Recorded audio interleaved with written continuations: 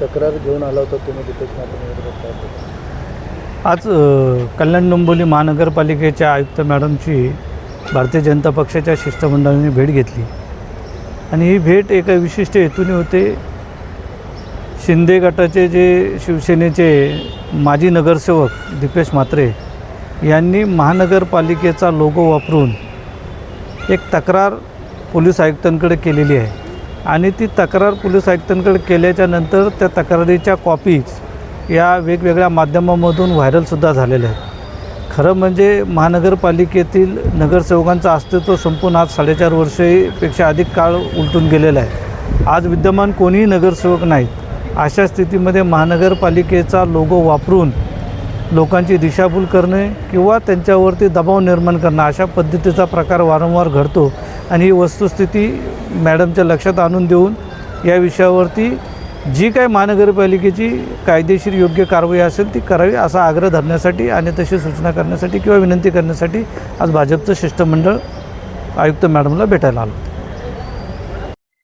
काही लोकांनी खड्ड्यांवरनं गेल्या आठवड्यामध्ये माझ्यावरती गुन्हा दाखल केलेला आहे. डोंबिवलीमध्ये एक चांगलं वातावरण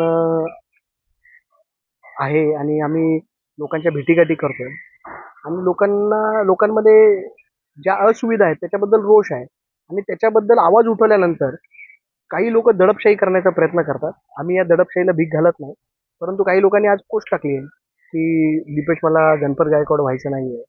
अशा पद्धतीने पोस्ट टाकून दहशतीचं वातावरण निर्माण करण्याचा प्रयत्न काही लोक करत आहेत.